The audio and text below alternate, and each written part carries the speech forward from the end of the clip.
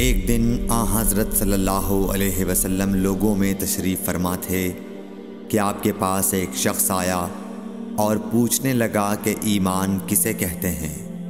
آپ صلی اللہ علیہ وسلم نے فرمایا کہ ایمان یہ ہے کہ تم اللہ پاک کے وجود اور اس کی وحدانیت پر ایمان لاؤ، اور اس کے فرشتوں کے وجود پر، اور اس اللہ کی ملاقات کے برحق ہونے پر، اور اس کے رسولوں کے برحق ہونے پر، اور مرنے کے بعد دوبارہ اٹھنے پر ایمان لاؤ۔